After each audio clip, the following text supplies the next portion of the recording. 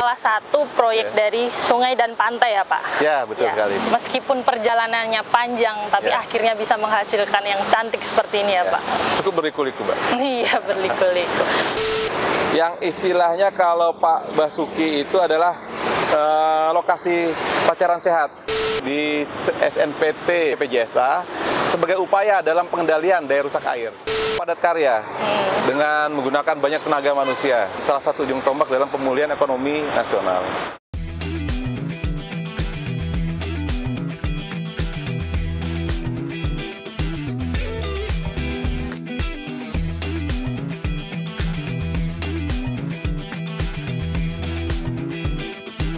Hai, selamat datang di BBWSBS Podcast. Welcome to BBWSBS Podcast. Kembali lagi di podcast kesayangan kalian semua, tentunya di YouTube-nya BBWS Bengawan Solo. Nah, kali ini kembali lagi dengan aku Vira, yang tentunya enggak sendirian karena aku udah ditemenin oleh sosok yang sangat memiliki peran penting di BBWS Bengawan Solo. Beliau adalah Bapak Panji Satrio, Kepala SNPT PJSA Bengawan Solo. Halo Pak Panji, apa kabar? Selamat pagi Mbak Vira. Pagi Pak, sehat Pak? Alhamdulillah. Karena kita ketahui sendiri jika COVID masih ada ya Pak, jadi kita harus tetap menjaga protokol kesehatan. Sebelum kita ngobrol-ngobrol lebih jauh nih Pak, sebelumnya mungkin sahabat PUPR nih ada yang belum tahu tugas dan fungsi dari bidang PJSA Bengawan Solo itu apa sih Pak? Mungkin sedikit saya luruskan dulu ya, mungkin di Bengawan Solo ini cukup komprehensif sebenarnya. Jadi dulu mungkin kita lebih ke arah flat control, sekarang kita ada flat management. Nah, di dalam Bengawan Solo ini sendiri itu pun ada bidang-bidang khusus yang menangani hal tersebut. Sedangkan saya sendiri di SNPT ya, bukan bidang SNPT PJSA, itu khusus dalam melaksanakan kegiatan konstruksi dalam bidang persungaian, pantai maupun drainase utama perkotaan. Yang konsepnya adalah sebagai upaya dalam pengendalian daya rusak air atau bencana saja. Oke, berarti penanggulangannya. Ini salah satu proyek dari sungai dan pantai ya Pak? Ya, betul sekali. Supan 3 ya Pak? Di saya sendiri sebenarnya ada 3 PPK yang melaksanakan kegiatannya, ada di bagian hulu, bagian tengah, Madiun, dan bagian hilir. Nah, jadi ada beberapa kegiatan yang cukup banyak sebenarnya dalam penanggulangan pengendalian daya rusak air itu sendiri. Itu proyek-proyeknya apa aja Pak? Boleh dijelasin dong Pak? Dari hulu ya, dari hulu ini ada Sungai Pantai 3, PPK kami adalah Pak Isnaini, kebetulan beliau sekarang itu kegiatannya ada 3 tahun ini, yaitu peningkatan tanggul Bengawan Solo di Pucang Sawit, kemudian pembangunan pintu air Demangan, pompanya, terutama hidromekanikalnya, dan yang ketiga adalah ini sendiri, bisa dilihat, adalah pembangunan rehabilitasi bendungan Tirtonadi ini sendiri. Kemudian di Madiun, Ponorogo ada kegiatan-kegiatan penanggulangan pengendalian banjir. Ada di Kalijeruan, kemudian ada di kota Ponorogo itu sendiri, dan di hilir pun ada kami yang cukup signifikan menurut kami, yaitu di Gresik, di Kailamong. Sekarang alhamdulillah sudah mengurangi banyak banjir di Lamongan. Kemudian ada juga di Flatway, meningkatkan kapasitas dari buangan Bengawan Solo ini sendiri di bagian hilir. Oke, berarti dari hulu sampai hilir ada ya Pak? Sampai hilir. Oke. Nah, ini berarti salah satunya ya Pak ya? Ya, salah satunya saja. Nah, sesuai instruktur dari Kementerian PUPR kan, jika pembangunan proyek itu kan harus sesuai dengan protokol kesehatan pencegahan COVID nih Pak. Nah, bagaimana nih Pak awal mula dibentuknya proyek ini, terus awal mula dibangunnya, lalu bagaimana pengalamannya di lapangan Pak selama pandemi COVID ini Pak? Ya, terus terang 2 tahun ini cukup menantang ya untuk kami ya, karena memang satu, kami harus bergerak dengan cepat karena kami tidak bisa berdiam diri terhadap kejadian bencana yang ada, banjir terutama. Kemudian di lain sisi kami pun terhambat sebenarnya terkait dengan adanya COVID ini sendiri. Tetapi kami melakukan protokol kesehatan yang cukup ketat. Memang memerlukan biaya yang lebih, tetapi kami harus memulihkan perekonomian, salah satu ujung tombak dalam pemulihan ekonomi nasional. Nah, kemudian tantangannya cukup berat, Mbak, karena ada di beberapa lokasi memang kami sudah berusaha untuk menjaga kesehatan, tapi ketika pekerja bersinggungan di lapangan, kemudian ada interaksi yang memang di luar kendali kami, itu terjadi beberapa klaster-klaster kecil sebenarnya, tapi segera dapat kami tangani. Jadi meskipun ada pembatasan kegiatan, terus dengan adanya COVID ini, tapi semuanya bisa terselesaikan. Alhamdulillah terselesaikan dengan baik. Nah ini Pak, di belakang kita ini kan salah satu proyeknya juga ya Pak. Boleh nih Pak diceritakan kenapa didesain seperti ini? Adakah desain khusus atau teknik khusus Pak dalam pembangunan ini? Khusus ya, tadi ada beberapa kegiatan di SNVT PJSA Bengawan Solo. Kemudian menginjak di Tirtonadi ini sendiri. Ini sebenarnya ceritanya panjang sekali, Mbak. Jadi Tirtonadi ini sendiri kan sebenarnya terletak di pusat kota Surakarta. Kemudian Tirtonadi ini sendiri sebenarnya pertemuan dari beberapa sungai di kota Surakarta. Sebenarnya ada di sebelah hulu sana ada Kali Gajah Putih, kemudian PP Hulu yang utama di sana, Mbak. Kemudian bertemu di bagian hulu sana. Kemudian di di Bendung Tirtonadi ini sendiri, ini nanti bercabang. Bercabang nanti yang di pintu air sana itu nanti ke arah PP Hilir. Nanti akan ketemu di pintu air Demangan. Itulah sebenarnya sungai utama dari PP. Nah, kemudian sejarahnya panjang. Pada tahun 1922, waktu masa Kerajaan Mangkunegaran, ini daerah ini namanya Nusuan ya. Nusuan ya, ini karena sering terjadi banjir sehingga langsung istilahnya zaman dahulu ditusuk langsung ke Bengawan Solo. Jadi PP ini dipotong langsung ke Bengawan Solo sehingga namanya Nusuan di sini. Sehingga ini dikatakan sebagai Kali Anyar. Nah, inilah sejarah Tirtonadi. Nah, kemudian kenapa ini dibangun? Ini kejadian banjir di kota Solo tahun Maret ya. Maret 1966, kemudian Maret 1968, kemudian sekitar tahun 1973, 74, 75, 2011, 2007 sempat juga yang besar, 2016. Nah, karena hal tersebut banyak hal yang kami harus perbaiki di kota Solo ini, ya. Karena yang pertama, tanggul-tanggul di kota Solo ini awalnya hanya Ki 10. Jadi probabilitas 10 tahunan, 10 tahun mungkin akan melimpas ya. Ki 10 tahunan. Kemudian kita tingkatkan jadi Ki 50. Cukup besar. Jadi Ki 50, debit banjir Ki 50. Dan ternyata backwater dari Bengawan Solo ketika banjir masih masuk ke sini. Masih ya, Pak? Masih masuk. Sehingga dibangunlah Bendung Tirtonadi ini. Ya. Bendung Tirtonadi ini kemudian dilakukan rehabilitasi tahun 2016. 2016 direhabilitasi, baru bendungan utamanya, bendung utama. Bendung utama direhabilitasi. Nah, tetapi dalam pembangunan konstruksi ini kan Pak Menteri, Pak Basuki selalu menginformasikan kalau kita melakukan kegiatan konstruksi itu tidak hanya sipil, tapi nilai seninya harus ada. Ya, oleh sebab itu, hal tersebut disambut baik oleh waktu itu Pak Wali Kotanya adalah Pak Rudi, disambut baik sehingga ditatalah daerah kawasan di bagian hilir sana, di bagian hulu sana. Ditata menjadi suatu kawasan pedestrian, kemudian kawasan wisata, dan disambut kembali oleh Mas Gibran, wali kota kita yang sekarang. Beliau antusias bagaimana menciptakan kota yang harmonis, yang nyaman untuk masyarakat kota Solo. Oleh itu oleh Mas Gibran didoronglah, dibangun, dikembangkan seperti inilah.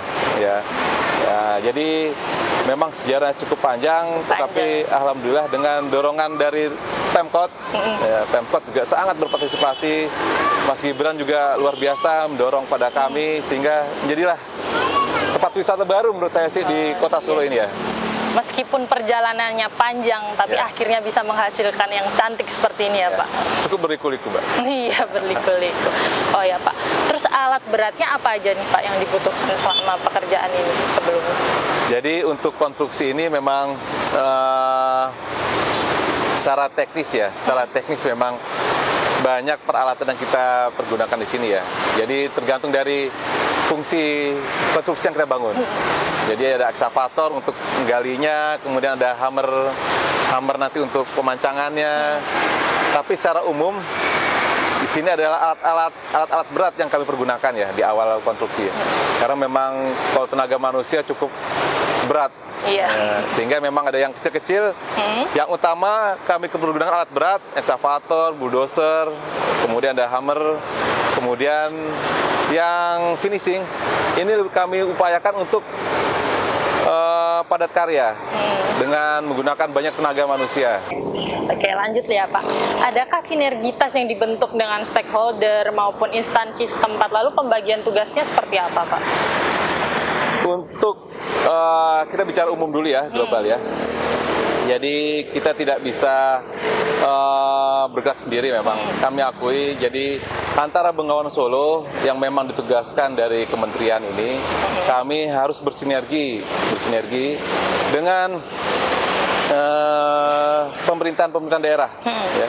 Tidak hanya di Kota Solo ini saja, kami dari hulu, dari Wonogiri sampai ke Gresik, ujung pangkal sana, hilirnya Bengawan Solo, kami bersinergi. Jadi kami bersinergi dengan bupatinya, wali kotanya, dengan pemerintah Pemkapnya, dengan aparat-aparat Pemkapnya kami bersinergi. Sehingga dalam pelaksanaan pekerjaannya kami tahu sebenarnya apa yang dibutuhkan oleh masyarakat. Ya. Kita bersinergi, apa yang mereka butuhkan itu kita bangunkan. Nah, sebagai contoh kecil di Kota Surakarta ini ya. Ini terus terang dengan pemerintahan Kota Surakarta luar biasa. Jadi seperti ini saja, Mbak. Iya. Ini untuk lahannya kemarin Pemkot Surakarta ini yang membebaskan lahannya. Membebaskan lahannya, kami yang membangunkan, dari Kementerian PU membangunkan. Jadi merupakan salah satu bentuk sinergisitas yang kita bangun di sini. Ya, jadi Pemkot menyediakan lahannya, kita bangunkan. Jadi alhamdulillah seperti ini.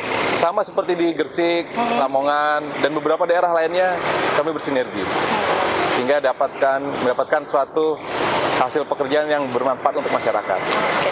Karena pembebasan lahan itu cukup sulit ya, Bu? Cukup berat sekali. Ya. Oke. Bapak ini kan sebagai Kepala SNPT PJSA Bengawan Solo, ya, Pak. Adakah tantangan yang dihadapi, Pak, selama menjabat sebagai Kepala SNPT PJSA Bengawan Solo, baik koordinasi dengan tim, antar lembaga, maupun dan lain sebagainya? Kalau tantangan terus terang banyak sekali, Mbak ya. Banyak sekali. Karena banyak hal, faktor eksternal yang tidak bisa kita prediksi sebelumnya ya. Baik dia masalah birokrasi yang harus kami laksanakan, kemudian baik dari internal kami juga, kami harus menyatukan tim, bagaimana mengkompakkan tim kami, ya, bagaimana menggabungkan dari pihak-pihak eksternal ini, ya, itu satu. Kemudian dari segi teknis. Dari segi teknis pun terus terang banyak kendala yang kami hadapi. Karena satu, kami bekerja dengan sungai, kemudian dengan kondisi tanah yang awalnya kami tidak bisa memprediksi. Ya. Dengan desain parapet tanggul yang panjang, kami kan tidak tahu seluruhnya. Mungkin dalam jarak 10-15 meter pun sudah berbeda konstruksinya. Jadi memang secara teknis pun kami memerlukan keilmuan sipil yang baik ya. Oke Pak, kan kita sekarang berada di ikonnya Bendung Tirtonadi nih ya Pak. Ya, ini Tirtonadi Frame ya Pak.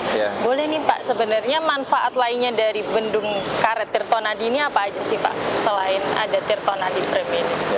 Yang untuk selfie-selfie katanya. Selfie-selfie ya.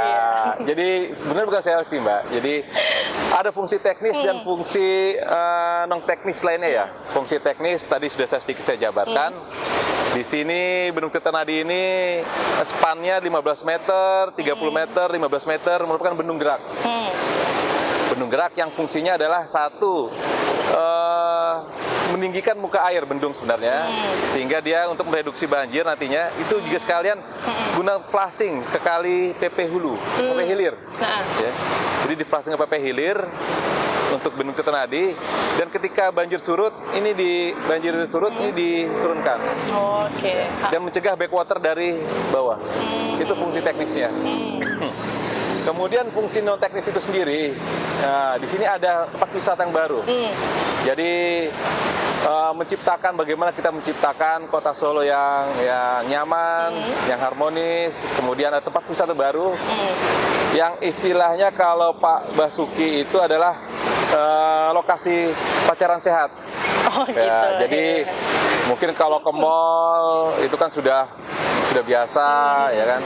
Kemudian perlu biaya lebih, tapi di sini semuanya gratis. Semua gratis. Ya, tidak dipungut nanti biaya. kalau pohon-pohon sudah tumbuh, bisa duduk-duduk, ngobrolnya pun sehat. Ya, istilah Pak Basuki, Menteri kami, pacaran sehat di Tirtonadi. Bisa jogging berdua juga ya Pak? Bisa, sama anak pun kalau bawa keluarga bisa juga. Oh iya nih Pak. Kemudian nih Pak, tadi udah ngomongin tentang manfaatnya ya Pak. Nah ini kan untuk masyarakat juga ya Pak manfaatnya. Lalu bagaimana untuk pemeliharaan kedepannya nih Pak, terlebih dari mencegah terjadinya vandalisme nih Pak? Memang di kota Solo ini ya, kita bicara spesifik di kota Solo. Kita tidak bisa pungkiri ya, vandalisme masih ada di Indonesia, di kota Solo pun masih ada. Jadi beberapa posting-posting medsos yang saya lihat memang di beberapa lokasi masih ada vandalisme, coret-coret dan lain-lainnya. Tapi saya perhatikan juga Mas Gibran ini, beliau memberikan pendekatan yang humanis kepada masyarakat ya, humanis ke masyarakat, kemudian memberikan contoh kepada masyarakat, sehingga diharapkan lokasi ini kita jaga bersama. Kita bangun dari uang rakyat untuk rakyat. Dari rakyat untuk rakyat ya. Jadi kita udah membangunkan seperti ini buat masyarakat. Jadi masyarakat juga harus membantu memeliharanya ya Pak. Untuk mereka juga kok, buat kami. Nah, terakhir nih Pak, adakah pesan maupun harapan untuk masyarakat yang nantinya menikmati dari fasilitas ini Pak? Pesan untuk masyarakat agar selalu dijagalah, untuk dijaga fasilitas-fasilitas yang kita bangun. Kemudian semoga dapat bermanfaat untuk masyarakat banyak. Amin. Dapat meningkatkan perekonomian di suatu wilayah, daerah yang kami kerjakan ini, sebagai contoh salah satunya. Kemudian merupakan kebanggaan kami juga, dapat memberikan manfaat pada masyarakat. Oke. Nah itu tadi obrolan singkat kita bareng Bapak Kepala SNPT PJSA Bengawan Solo. Makasih banget buat Pak Panji yang udah menyempatkan waktunya buat ngobrol-ngobrol sama kita. Terus makasih juga buat sahabat PUPR yang udah mantengin podcast kita sampai selesai. Jangan lupa untuk terus tonton podcast kita di YouTube-nya BBWS Bengawan Solo, dan kalian juga bisa dengerin full versionnya di Spotify. Sampai jumpa di podcast kita selanjutnya. Bye. BBWSBS Podcast.